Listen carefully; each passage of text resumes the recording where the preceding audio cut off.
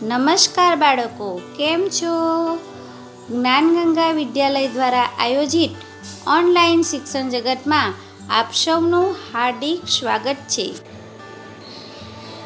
આજનો વિષય છે આસપાસ. પ્રકરણ 7 રિયાની ટ્રેન મોડી પડી. પ્રકરણ 7 રિયાની ટ્રેન મોડી પડી. બાળકો, આગળના વિડીયોમાં આપણે રિયાની ટ્રેન વડોદરામાં 2 કલાક મોડી થાય છે અને રિયા સ્ટેશન પર વિવિધ સુવિધાઓ અંગેની માહિતી એના પપ્પા દ્વારા મેળવે છે એવું આપણે જાણ્યું હતું. હજુ પણ રિયાની મુસાફરી ચાલુ છે. ચાલો હવે આપણે આગળ જોઈએ. હું આંખો બંધ કરીને બારી પાસે બેઠી હતી. અચાનક ટ્રેન ચાલવાનો અવાજ બદલાઈ ગયો.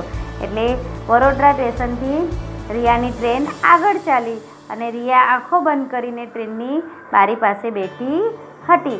તેણે મહેસૂસ કર્યું, અનુભવ્યું કે અચાનક ટ્રેન ચાલવાનો અવાજ બદલાઈ ગયો હતો. ખડ ખડ ખડ. મેં આંખો ખોલી. અનુમાન કરો કે મેં શું જોયું હશે. એટલે ટ્રેન ચાલવાનો અવાજ ખડખડ આવતો હતો. એટલે રિયાએ આંખો ખોલીને જોયું. તો આપણે અનુમાન કરી શકીએ કે આવું શા કારણે થયું હશે. તો મારી ટ્રેન એક મોટી નદી પરનો પુલ પસાર કરી રહી હતી. એટલે રિયાની ટ્રેન એક શાના પરથી જતી હતી? પુલ પરથી જતી હતી.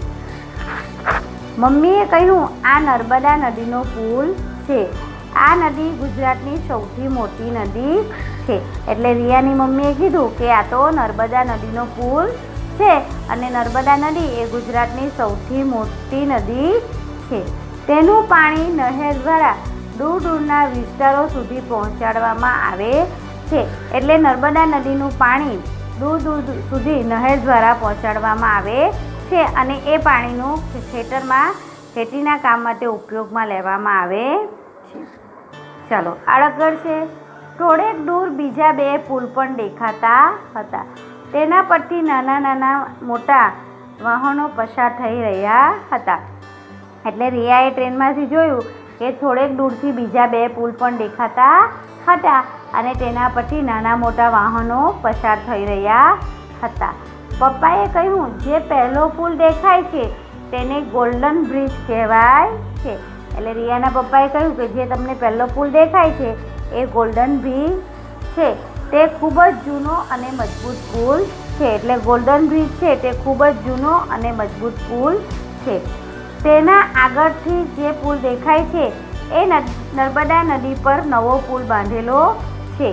તે ભારતનો સૌથી મોટો કેબલ બ્રિજ તરીકે ઓળખાય છે. એટલે રિયાના પપ્પાએ કહ્યું કે જે તમને આગળ જે બીજો પુલ દેખાય છે એ નર્મદા નદી પર નવો બાંધેલો પુલ છે અને તે ભારતનો સૌથી મોટો કેબલ બ્રિજ તરીકે ઓળખાય છે. ઉનાળો હોવા છતાં પણ નદીમાં પાણી ખૂબ હતું. કેટલાક માછીમારો નાવડીમાં માછલા પકડવા જાળ પાથરીને બેઠેલા જોવા મળ્યા.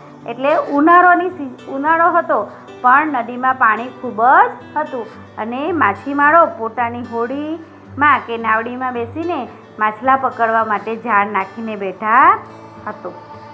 પુલ લાંબો હોવાથી આ બધું જોવાની ખૂબ જ મજા આવી. એટલે નદી પરનો પુલ ખૂબ લાંબો હતો એટલે આ બધા દ્રશ્યો જોવાની રિયાને ખૂબ જ મજા આવી. પપ્પા કહ્યું કે રાતે તમે સૂતા હતા ને ત્યારે આપણી ટ્રેન સાબરમતી, વાત્રંગ, મહીસાગર અને વિશ્વામિત્રી જેવી મોટી નદીઓના પુલ પરથી પસાર થઈ હતી. એટલે રિયાના પપ્પાએ કહ્યું કે જ્યારે રાતે તમે બધા સૂઈ ગયા હતા ત્યારે આપણી ટ્રેન સાબરમતી, વાત્રંગ, મહીસાગર અને વિશ્વામિત્રી જેવી મોટી નદીના પુલ પરથી પસાર થઈ હતી. તેમણે કહ્યું, હવે આગળ સુરત પાસે તાપી નદીનો પુલ આવશે તે જોવાનું ચૂકતા નહીં. એટલે રિયાના પપ્પાએ કહ્યું કે હવે વડોદરાથી આપણે આગળ આવીએ છીએ ત્યારે સુરતનો જે તાપી નદીનો પુલ છે તે જોવાનું તમે ચૂકતા નહીં. ચાલો બાળકો આગળ છે. બહારના દ્રશ્યો જોવાની ખૂબ જ મજા આવી. નદી કિનારાના વિસ્તારમાં લીલા પાકવાળા ખેતરો જોવા મળ્યા. એટલે બહાર જે દ્રશ્યો હતા ટ્રેનની બહારના, એ દ્રશ્યો જોવાની ખૂબ જ મજા આવતી હતી. નદી કિનારા વિસ્તારમાં લીલા પાકવાળા ખેતરો જોવા મળ્યા. કેટલાક ખેતરોમાં કેળાની ખેતી જોવા મળી.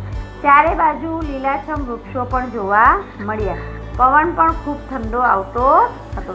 એટલે રિયાના નદી કિનારાના જે દ્રશ્યો હતા તે એકદમ લીલા પાકવાળા ખેતરો જોવા મળ્યા. કેટલાક ખેતરોમાં કેળાની ખેતી પણ એમણે જોઈ. ચારે બાજુ એટલે બધી જ બાજુ લીલાછમ વૃક્ષો પણ જોવા મળ્યા. પવન ખૂબ ઠંડો વાતો હતો. આવી ઠંડી હવાનો અનુભવ મને ગાંધીધામમાં થયો ન હતો. અમે બહારનું વાતાવરણ જોવામાં મશગુલ હતા.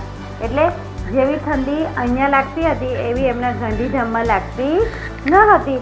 અને રિયા બહારના દ્રશ્યો જોવામાં ખૂબ જ મશગુલ હતી. ત્યાં મમ્મીના મોબાઈલ પર મામાનો ફોન આવ્યો. તે અમને રેલવે સ્ટેશન લેવા આવવાના હતા. માટે મમ્મીને સમાચાર આપ્યા કે અમારી ટ્રેન 2 કલાક મોડી ચાલે છે. એટલે માટે અમે 8:25 કલાકે પહોંચવાને બદલે 10:25 કલાકે પહોંચીશું. એટલે બહારના દ્રશ્યો જોવામાં રિયા મશગુલ હતી. ત્યારે મમ્મીએ એના મામાને સમાચાર આપ્યા કે અમારી ટ્રેન તો 2 કલાક મોડી છે.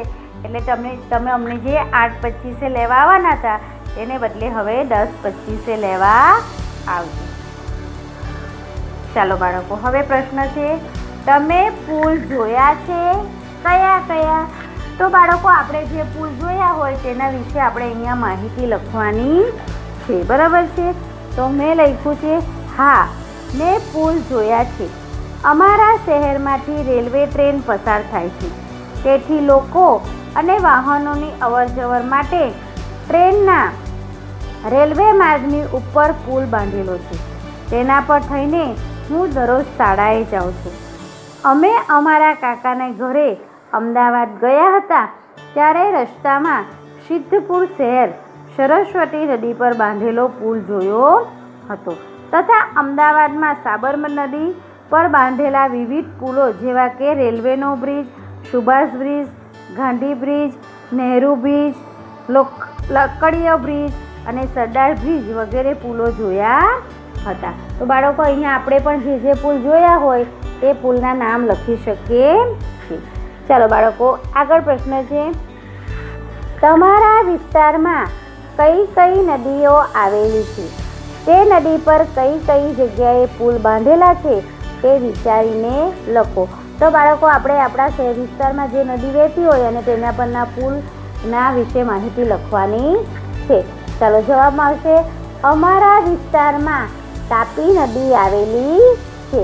અને તાપી નદી પર સરદાર bridge, Nehru bridge, Chandrashekhar Azad bridge, જહાંગીરપરા bridge, Amroli bridge વગેરે પુલો બાંધેલા છે. તો આપણે જે વિસ્તારમાં રહેતા હોય ને અને આપણે જેટલા પુલ જોયા હોય જે નદી પર તે આપણે અહીંયા લખવાનું રહેશે. ચાલો બાળકો, હવે બીજો એક પ્રશ્ન છે, નદી પર પુલ કેમ બનાવવા પડે છે તે વિચારીને લખો. ચાલો બાળકો, જવાબમાં આવશે, નદીની વચ્ચે થઈને લોકો અને વાહનોની અવરજવરનો રસ્તો નીકળતો હોય ત્યારે નદી પર પુલ બાંધવાની જરૂર પડે છે.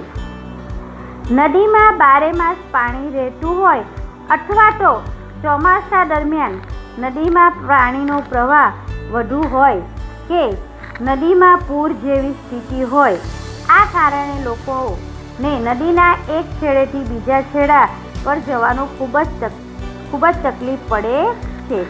આ સમસ્યાઓના નિવારણ માટે અને લોકોની સગવડ અને સુખાકારી માટે નદી પર પુલ બનાવવામાં આવે છે. ચાલો બાળકો, આગળ હજુ એક પ્રશ્ન છે, તમે ક્યારેક પુલ પરથી પસાર થયા છો? ક્યાં? તો બાળકો, આપણે જ્યાંથી પુલ પરથી પસાર થયા હોય તો એના વિશેની માહિતી લખવાની છે. ચાલો, હું લખું છું, હા, અમે જ્યારે પાલનપુરથી અમદાવાદ મારા કાકાને ઘરે ગયા હતા ત્યારે સિદ્ધપુરથી ઉઝા જતા સરસ્વતી નદીના પુલ પરથી અને અમદાવાદ જતા સાબરમતીના પુલ પરથી પસાર થયા હતા. આ ઉપરાંત એકવાર પાલનપુર ડીસા જઈને હારડ જતા ત્યારે ડીસા પાસે બનાસ નદીના પુલ પરથી પસાર થયા હતા. ચાલો બીજો પ્રશ્ન છે, તમે પુલની આજુબાજુ શું જોયું? તો જવાબમાં આવશે અમે સિદ્ધપુરથી સરસ્વતી નદીના પુલ પરથી પસાર થતા નદી જોઈ. પુલની શરૂઆતમાં નદીની બાજુમાં થોડાક ઝૂંપડા જોયા. દૂર નદીના કિનારે એક મોટું મંદિર જોયું અને સિદ્ધપુર શહેરનો નજારો પણ જોવા મળ્યો. બીજી બાજુ નદીના કિનારે ખેતરમાં લહેરાતો પાક પણ જોયો. આજુબાજુના વિસ્તારમાં લીલાછમ વૃક્ષો જોવા મળ્યા. ચાલો બાળકો, અહીંયા છે આગળ એક પ્રશ્ન, રિયાની ટ્રેન કઈ કઈ નદીઓ પરથી પસાર થઈ હતી?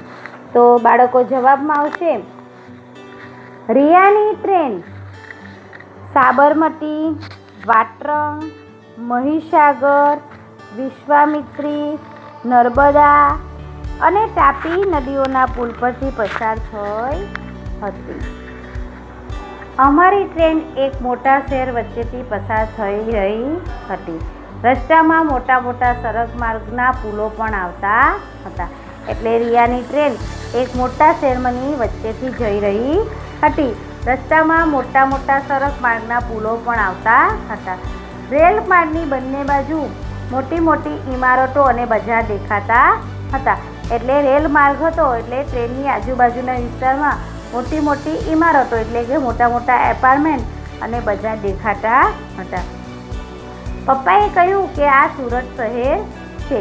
આ શહેર હીરા ઉદ્યોગ અને કાપડ ઉદ્યોગ માટે વિશ્વભરમાં જાણીતું છે. એટલે રિયાના પપ્પાએ કહ્યું કે હવે આ સુરત શહેર આવી ગયું છે અને સુરત શહેર હીરા ઉદ્યોગ અને કાપડ ઉદ્યોગ માટે વિશ્વભરમાં જાણીતું છે.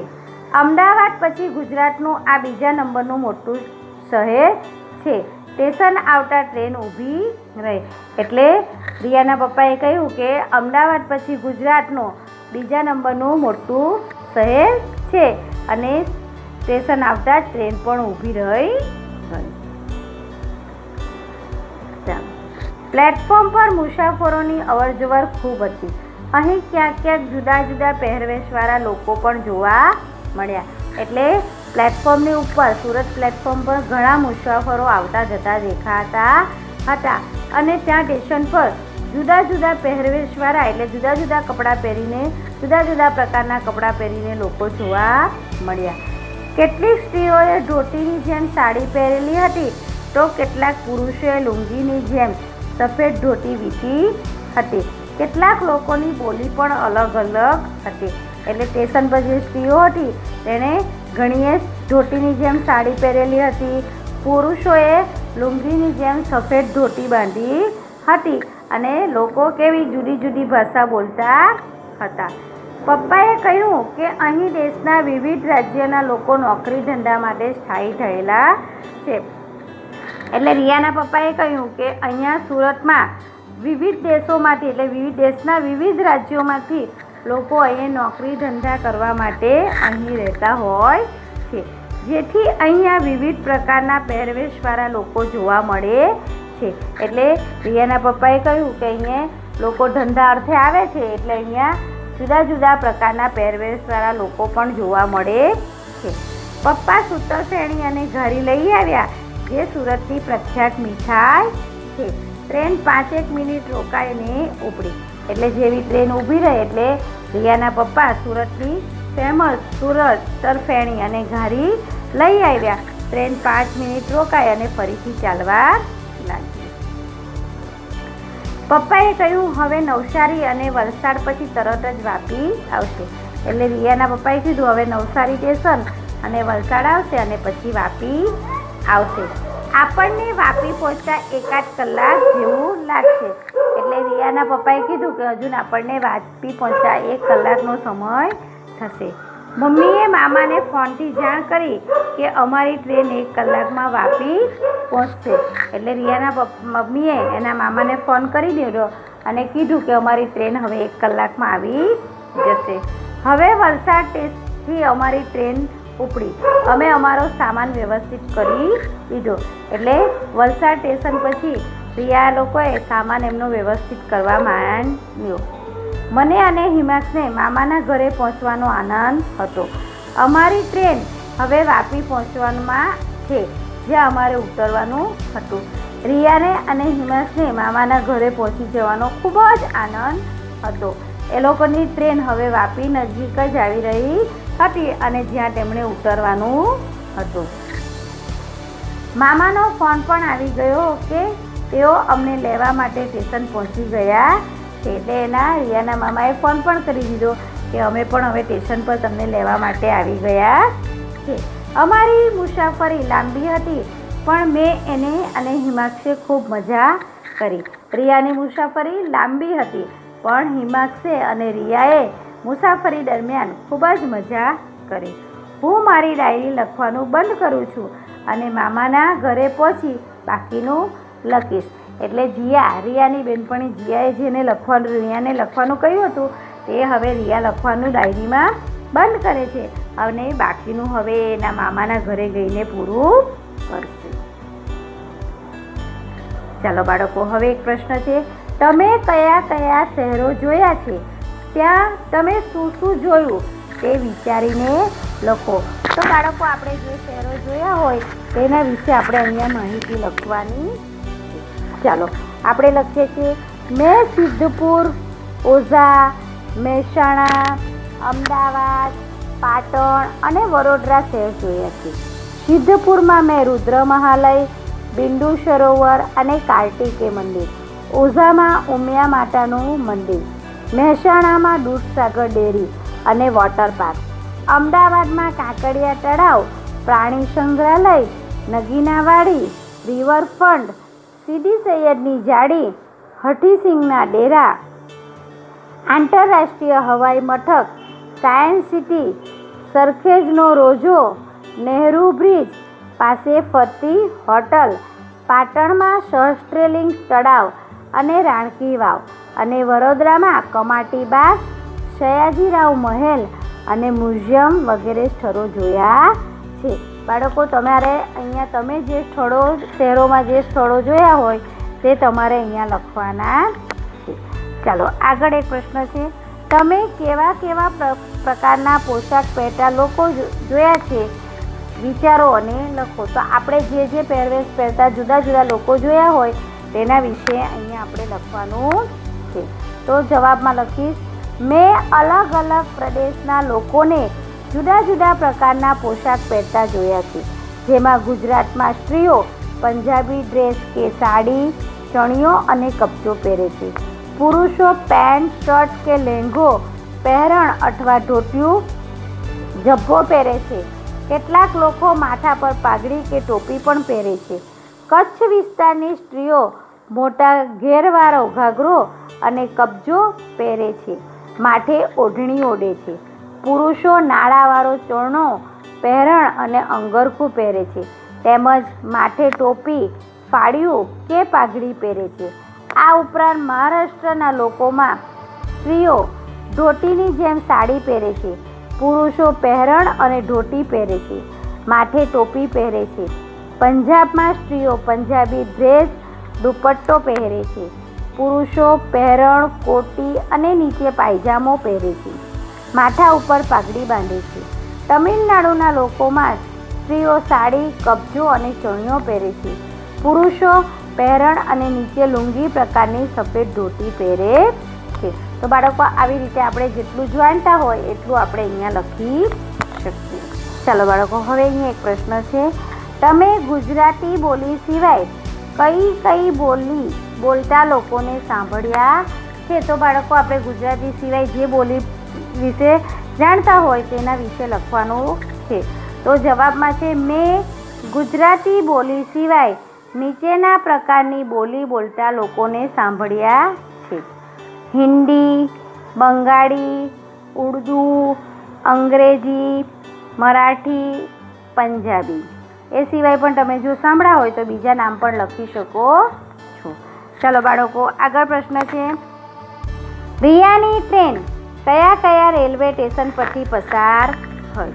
તો જવાબમાં આવશે રિયાની ટ્રેન ગાંધીધામથી સામખિયાળી, અમદાવાદ, નડિયાદ, વડોદરા, સુરત, નવસારી, વલસાડ અને વાપી રેલવે સ્ટેશન પરથી પસાર થઈ હતી.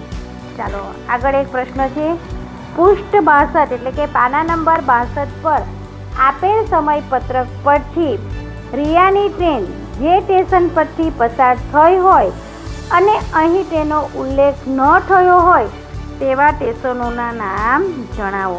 એટલે બાળકો, અહીંયા આપણે રિયાની ટ્રેન જે સ્ટેશનો પરથી પસાર થઈ ગઈ છે તેના નામ લખવાના છે. તો જવાબમાં આવશે રિયાની મુસાફરીમાં ટ્રેન જે સ્ટેશન પરથી પસાર થઈ હતી પરંતુ અહીં તેનો ઉલ્લેખ નથી એમાં છે ભચાઉ, માળીમાળિયા, હળવદ, ધાંગધ્રા, વિરમનગર, આણંદ, ભરૂચ, અંકલેશ્વર વગેરે રેલવે સ્ટેશન છે. ચાલો બાળકો, હવે આપણે આગળ જોઈએ, તમારા અને તમારી આસપાસના વિસ્તારમાં ગામ કે શહેરમાં વખણાતી વાનગી કે ચીજ વસ્તુઓની યાદી બનાવો. તો આપણા ગામની આજુબાજુ જો કોઈ સારી વસ્તુ મળતી હોય એના વિશે આપણે લખવાનું છે, જેમ કે સુરતની ઘાણી અને પાટણના પટોળા. તો અહીંયા તમને એક આપ્યું છે ખાનું બોક્સ, તેમાં તમારે લખવાનું છે ગામનું નામ, શહેરનું નામ, વખણાતી વાનગી અને વખણાતી ચીજ વસ્તુઓના નામ આપેલા છે. તો આપણે એને અહીંયા લખવાના રહેશે. ચાલો બાળકો, તો પહેલું છે પાલનપુર, તેમાં ચમચમ અને શેકેલા માવાના પેંડા વખણાતી વાનગી છે અને વખણાતી ચીજ વસ્તુ છે હીરા અને અત્તર. બીજું છે ડીસા, તો ડીસાના ચીકડી ભજીયા અને ત્યાંના બટાકા વખણાય છે. પછી છે પાટણ, તો પાટણના દેવડા અને પટોળા વખણાય છે. ચાલો બાળકો, એક પ્રશ્ન છે, ટ્રેનના ડબ્બામાં પાણી અને વીજળી કેવી રીતે આવતી હશે? ચર્ચા કરો. તો બાળકો, ટ્રેનના ડબ્બામાં આપણે આગળ પાઠમાં જોયેલું કે દરેક સ્ટેશન પર ત્યાં રેલવેના જે કર્મચારી હોય તે પાઇપ વડે પાણી ભરતા હોય છે. ચાલો આગળ જવાબ જોઈએ. જે સ્ટેશનથી ટ્રેન ઉપડતી હોય ત્યાંથી ટ્રેનના દરેક ડબ્બામાં પાણી ભરવામાં આવે છે. આ પાણીનો ઉપયોગ મુસાફરો ટોયલેટ અને બાથરૂમ તથા હાથ મોં ધોવા કરે છે. ટ્રેનમાં વીજળી માટે જનરેટરની વ્યવસ્થા હોય છે, જેનાથી પંખા અને લાઇટ ચાલુ થાય છે. કેટલીક ટ્રેનોમાં વીજળીના વાયર સાથે ટ્રેનના ઉપર સળિયા જેવા વાયર લગાવી વીજળી મેળવી ટ્રેનની ઝડપ વધારી શકાય છે. આવી ટ્રેન ભારતના મોટા શહેરોમાં વચ્ચે ખૂબ જ ઉપયોગી છે. ચાલો બાળકો, એક આગળ પ્રશ્ન છે, અનુમાન કરો કે તમે ટ્રેનની લાંબી મુસાફરી પર જાઓ છો, સમય પસાર કરવા કઈ કઈ વસ્તુઓ તમે સાથે લેશો? તો આપણે ટ્રેનમાં લાંબી મુસાફરીમાં જવું હોય અને કઈ કઈ વસ્તુઓ સાથે લઈશું તેનું આપણે અનુમાન કરવાનું છે. તો હું ટ્રેનની લાંબી મુસાફરી પર જાઉં તો સમય પસાર કરવા માટે ઇન્ડોર રમત જેવી કે સાપસીડી, ચેસ, લૂડો, પટ્ટા, કોડીઓ, ચક્કા, વાર્તાની ચોપડીઓ, સ્વાધ્યાય બુક, છાપડું, હેડફોન, પઝલ વગેરે વસ્તુઓ સાથે લઈશ. ચાલો બાળકો, હવે આગળ એક પ્રશ્ન છે, નીચે આપેલા ચિત્રમાં દર્શાવેલા સેવકોને ઓળખો, તેમના નામ લખો અને તેઓ શું કામ કરે છે તેની ચર્ચા કરો. જુઓ બાળકો, અહીંયા ચિત્રમાં આપેલા છે તો આપણે એક એકને જોતા જઈશું અને એનું કાર્ય પણ જોતા જઈશું. ચાલો બાળકો, પહેલું છે હમાલ એટલે કે કુલી. હમાલ લોકોનો સામાન ઉપાડે છે અને તેમને મદદ કરે છે. બીજું છે ગાર્ડ, ટ્રેનના સૌથી પાછળના વિશેષ ડબ્બામાં બેસે છે. તે ટ્રેનને ચલાવવા માટે લીલી ઝંડી અથવા બેટરીથી સંકેત આપે છે. તે ટ્રેનનો ઇન્ચાર્જ હોય છે. ત્રીજું છે એન્જિન ડ્રાઈવર. તો તે શું કામ કરે છે? તો તે ટ્રેન ચલાવે છે. પછી ચોથું છે ટિકિટ ચેકર. મુસાફરોની ટિકિટ તપાસે છે અને ખાતરી કરે છે. વગર ટિકિટે મુસાફરી કરનારને દંડ કરે છે. પાંચમું છે રેલવે પોલીસ. તો રેલવે અને મુસાફરોની સુરક્ષા કરે છે. છઠ્ઠું છે સફાઈ કામદાર. તો તે શું કામ કરે છે? ટ્રેન તથા રેલવે પ્લેટફોર્મની સફાઈ કરે છે. અને છેલ્લે છે સાતમું ટિકિટ આપનાર. તો ટ્રેનમાં મુસાફરી કરવાની ટિકિટ આપે છે. બરાબર છે. ટિકિટ ગાડી પર બેસીને ટિકિટ આપે છે. આ રીતે ટ્રેનમાં જે રેલવે સેવકો છે તેની વિશે આપણે માહિતી મેળવી. બરાબર છે બાળકો. અહીંયા આપણો પાઠ 7 રિયાની મુસાફરી પૂર્ણ થાય છે. તો બાળકો, હું તમને જેટલું નોટમાં લેસન આપું છું તે પ્રશ્નો તમારે નોટમાં અને ચોપડીમાં પણ લખવાના રહેશે. ફરી મળીશું. આવજો. Stay safe, stay home. Thank you.